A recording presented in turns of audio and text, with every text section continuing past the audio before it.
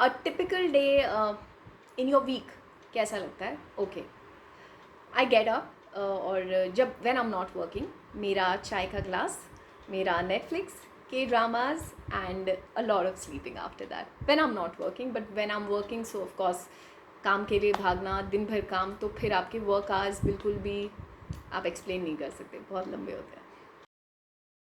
Are you a morning person और a night person? I am not a morning person. The only time जब मैं सुबह उठती हूँ वो टाइम है जब मैं रात भर उठी रहती हूँ, जब मैं सोती नहीं. So I hate getting up in the morning. I am a night person. अगर आप मुझे रात भर काम करने को कहें, आई कैन वर्क. रात भर उठे रहने को, I can do it. Night person. One characteristic that defines me. Okay, I over prepare. I prepare a lot. मेरी तैयारी हमेशा बहुत ज़्यादा होती है. सो yeah, a lot of hard work. I try and do it. Memories of my initial acting classes. Okay, so first मैंने जब acting join की थी, it was just for the sake of fun, क्योंकि मुझे लगा कि मैं बहुत सारे लोगों से मिलूँगी. लेकिन जब मैंने दिल्ली में बहुत सीरियसली एक्टिंग क्लासेस शुरू करी, तो मुझे पता चला कि कितना डिसिप्लिन की ज़रूरत होती है, कितनी मेहनत इसके पीछे लगती है. एक्टिंग सिर्फ डायलॉग्स बोलना नहीं होता, इमोशंस को कन्वे करना होता है. तो वो आई थिंक शुरुआती समय था जब आई रियलाइज़ कि ये बहुत सीरियस चीज़ें हैं, ये सिर्फ 4 लाइनें बोलना नहीं. वो मेरा एक्सपीरियंस था. वहाँ से डिसिप्लिन की कितनी ज़रूरत है इनिशियल एक्टिंग क्लास में, वो मुझे समझ आया था. The best thing about being an actor और अ स्पोर्ट्स प्रेजेंटर. इम्प्रोवाइज जो करने की आपके अंदर क्षमता और एबिलिटी होनी चाहिए, वो चीज़, और जब वो आने लगती है, that feeling that I can do it, वो बहुत ख़ास लगती है मुझे. और ये वो एक टैलेंट है जिसको आप समय के साथ पॉलिश करते हैं. लेकिन चाहे आप एक एंकर हैं, लाइव एंकर जो मैं करती हूँ, या फिर एक्टर हैं, इंस्टिंक्ट्स आपकी बहुत शार्प होनी चाहिए. और वो जो इंस्टिंक्टिव चीज़ें होती हैं, बिल्कुल रॉ, नेचुरल, मुझे लगता है वो जो हाई आपको देता है, एक एंग्जाइटी भी आपके अंदर होती है, लेकिन adventure and it's sort of fun, वो काफ़ी मुझे पसंद है इन दोनों फील्ड्स के बारे में. Something that you don't know about my industry. Okay, my sports channel की I think not everyone knows. When you go live, तो आप अपने कानों में एक ईयरफोन लगा कर रखते हैं, और आपके कानों में लगातार 2 लोग बात करते हैं, जो आपका प्रोड्यूसर होता है और आपका डायरेक्टर होता है. और जिस दौरान हम आपसे बात कर रहे होते हैं लाइव शो में, उस वक्त हर वक्त हमारे कान में बात चल रही होती है, हम लोगों को आवाज़ें सुनाई देती रहती हैं. So I don't think all of you know about it. ये लाइव ब्रॉडकास्ट की सबसे बड़ी और सबसे अहम चीज़ है जो हर किसी को सीखनी होती है. तो ये चीज़ शायद कुछ लोगों को ना पता हो. 3 things does anyone starting in your industry needs to learn, या मेरा पीस ऑफ एडवाइस. सबसे पहले पेशेंस. बहुत पेशेंस की ज़रूरत होती है, क्योंकि इट टेक्स टाइम. और कॉन्फिडेंस अपने आप में रखना वो बहुत ज़्यादा ज़रूरी है, क्योंकि इधर उधर से हज़ारों बातें होंगी, लेकिन आपको खुद पर विश्वास नहीं खोना है. और सबसे ज़रूरी hard work.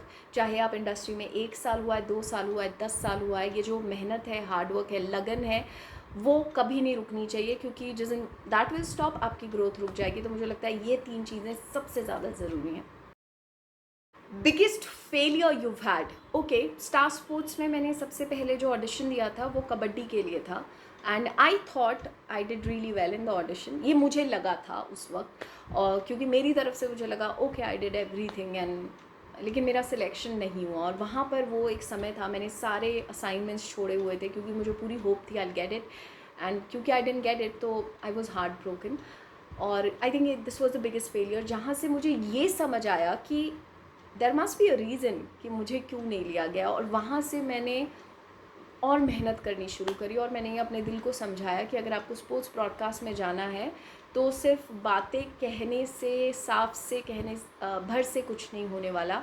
You have to do something extraordinary. और मैंने उस पर काम करना शुरू किया, and it really help. And I think उसके बाद आई गॉट IPL, तो कहीं कुछ चीज़ ने काम किया होगा. My biggest success story, first when I got the film National Highway 10 NH10, और वो मेरे लिए बहुत बड़ा मोमेंट था, क्योंकि मैं बिल्कुल नहीं थी दिल्ली में, और मुझे बिल्कुल आइडिया नहीं था ऑडिशंस कैसे होते हैं. और वो मेरा एक तरह से एक फ़िल्म के लिए पहला ऑडिशन था, किसी बड़े कैरेक्टर के लिए, एंड आई गॉट इट.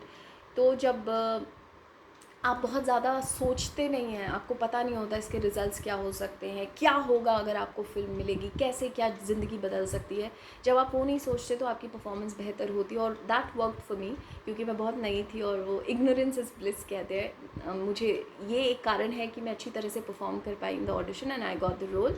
दूसरी मेरे लिए सबसे बड़ी दो, I have to say, when I got IPL, क्योंकि one of the biggest moments of my life.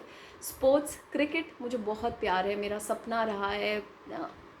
Irfan Pathan, VVS Lakshman, आशीष नेहरा, आकाश चोपड़ा, ये सारे लोग हैं जिनको मैंने देखा है, Sunny sir, Brian Lara, Brett Lee, और इन लोगों के साथ काम करना, इससे बड़ा मेरे लिए कुछ नहीं हो सकता था। और वो मेरी सक्सेस स्टोरी का एक बहुत बड़ा हिस्सा है, that I got it. And जैसे मैंने आपको बताया, कबड्डी मुझे नहीं मिला था स्टार स्पोर्ट्स के लिए, उसके बाद मुझे IPL मिला, तो ये और बड़ी चीज़ थी मेरे लिए।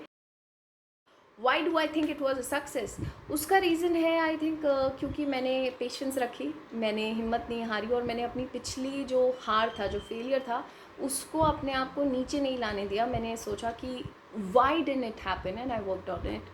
तो उसने मेरी मदद करी, तो I think that was the reason that it was a success.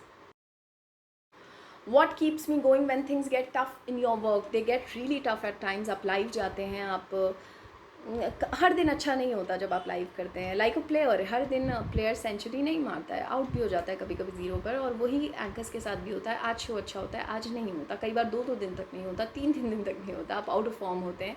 लेकिन मैं बस अब ये सोचने लगी हूँ कि आज का दिन ख़त्म, कल का दिन भी तो है। और अगर चीज़ें डिफ़िकल्ट होती हैं, कोई मुझे कहता है okay you are very bad, तो I tell myself that I have done better than this, पहले भी और आगे भी मैं इससे बेहतर कर सकती हूँ। So that's the process. मैं खुद का विश्वास जो है वो वापस जगाने की कोशिश करती हूँ, खुद में फेथ दिखाती हूँ, और ये सोचती हूँ कि ये ख़त्म नहीं हुआ है, अभी और मौके हैं मेरे पास। तो that's how I go ahead, and ये मुझे मदद करता है। What surprising lessons have you learned along the way? Surprising lessons ये हैं कि जब आप अपनी लाइफ में कुछ करते हैं, खासकर इस फील्ड में, जिस इंडस्ट्री को एंटरटेनमेंट मीडिया इंडस्ट्री हम कहते हैं, सब कहते हैं कॉन्टैक्ट्स बनाने से काम मिलता है, लेकिन मैं कहती हूँ कि ये this industry is all about give and take. आप अपने जैसे कई लोगों को मिलते हैं, अपने जैसे कई एक्टर्स को मिलते हैं और एंकर्स को मिलते हैं, तो यहाँ पर आप जितनी किसी की मदद कर सकें प्लीज़ करिए, क्योंकि जब आपके सर पर किसी का हाथ नहीं होता इन द इंडस्ट्री तो बहुत डिफ़िकल्ट हो जाता है। तो मेरे लिए सरप्राइजिंग ये रहा है कि कभी कभी मुझे याद भी नहीं होता कि मैंने कब किसके लिए एक छोटा सा रेफरेंस किसी का दिया हो, किसी को मदद मिली हो, और आज कहीं उन्होंने मेरा नाम लिया हो, मुझे मदद मिली, एंड दैट्स हाउ मुझे कुछ काम मिला है। तो किसी की भी मदद करिए, ये सोच कर नहीं कि it will come back to you, लेकिन इट डज़, आपके पास वापस आती है, और किन किन तरीक़ों से आती है आप सोच भी नहीं सकते। So that's one surprising thing. अगर कोई कहता है यहाँ लोग एक दूसरे की मदद नहीं करते, बहुत ज़्यादा कंपटीशन है, कोई क्यों किसी की मदद करना चाहेंगे, दैट्स नॉट ट्रू। सो मेरे लिए तो बहुत लोगों ने मेरी बहुत ज़्यादा मदद की है। Best advice for handling criticism? I don't think I have learned it अभी तक, क्योंकि इट अफेक्ट्स यू। लेकिन क्रिटिसिज्म भी किस तरह का है? अगर कंस्ट्रक्टिव क्रिटिसिज्म है, आपको खुद को समझाना है और आपको डिफ्रेंशिएट करना आना चाहिए कि कोई जब आपको कोई क्रिटिसाइज़ कर रहा है, क्या उसका कोई मतलब है, क्या अगर आप उस चीज़ पर काम करते हो तो वो आपके करियर में या आपके काम को बेहतर करने वाला है या नहीं करने वाला है। कोई इसलिए कह रहा है क्योंकि वो चाहता है आप बेहतर कर रहे हो, या कोई इसलिए कह रहा है because they are just mean. आपको इन चीज़ों में डिफ्रेंशिएट करना आना चाहिए, क्योंकि अगर आप ये नहीं कर पाएंगे तो लाइफ बहुत डिफ़िकल्ट हो जाएगी। तो यू हैव टू अंडरस्टैंड कि कौन सी चीज़ लेनी है और कौन सी नहीं लेनी है। लेकिन आई am not saying it's easy, बहुत समय लगता है टू अंडरस्टैंड। इसीलिए, और जो भी कोई कुछ बोल रहा है चुपचाप से ले लो, बिकॉज कुछ नहीं जा रहा है उससे। What is still my biggest challenge? My biggest challenge is कि अपने में कभी कभी फेथ रखना। मैं थोड़ा सा ओवर क्रिटिसाइज़ करती हूँ खुद को, बहुत ज़्यादा टू क्रिटिकल अपने बारे में हूँ, तो वो मेरे काम को लेकर वो चीज़ कभी कभी मुझे लगता है नेगेटिवली मुझे अफेक्ट कर जाती है। वो कहीं कहीं पर आपका जो खुद में विश्वास होना चाहिए वो हिला देता है, डगमगा जाता है, और आपको एंग्जाइटी होती है, नर्वसनेस होती है। और हमारे फील्ड में जब आप कैमरे के सामने हैं तो वो दिखता है कैमरे पर, तो दैट शुडंट हैपन। और ये अभी भी मेरे लिए बहुत बड़ा चैलेंज है कि मुझे खुद के लिए ओवर क्रिटिकल नहीं होना है और खुद पर भरोसा रखना है ताकि मेरा काम अफेक्ट ना हो और मैं बेहतर कर सकूँ। So I am still working on it. My go to person is my family, my parents, मेरे दोनों भाई बहन। तो जब भी मुझे कोई डिफ़िकल्टी होती है तो दे आर द पीपल जिनके पास मैं जाती हूँ और कोई भी एडवाइस लेती हूँ। मेरा भाई मेरा फ़ोन कभी नहीं उठाता, जो सारे छोटे भाई नहीं उठाते, लेकिन फिर भी मैं उनको कॉल करती हूँ और उनसे पूछती हूँ, बड़ी दीदी से खासकर, और मेरा जो बेस्ट फ्रेंड है विशाल स्वामी, उससे। तो ये लोग हैं जो मेरे गो टू पीपल हैं जिनसे मैं सवाल पूछती हूँ और कोई भी मुझे डिफ़िकल्टी होती है तो I discuss. What do you want your legacy to be? How do you want to be remembered as a good person?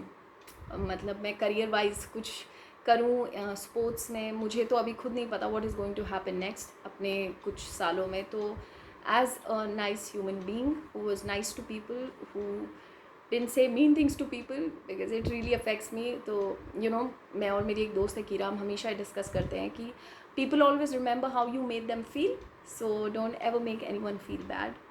कुछ भी you don't have to be mean, और ख़ासकर इतना डिफ़िकल्ट समय चल रहा है, please be nice to people. So ये मेरी लेगेसी एक तरह से, मैं ये ह्यूमैनिटी के नाते बोल रही हूँ, लेकिन जिस फील्ड में मैं हूँ as an anchor, I want to be known as Tanya Purohit, sports anchor, जिसको क्रिकेट की बहुत अच्छी समझ है और जिसने बहुत अच्छा काम किया अपने फील्ड में, और वो जहाँ भी रही she deserve to be there, मतलब वो बिल्कुल डिज़र्विंग थी। तो ऐसी मैं अपनी लेगेसी चाहती हूँ। How do you want to be remembered as a good human being, ये मेरे लिए बहुत इंपॉर्टेंट है। Which people or books have had the most influence on your growth?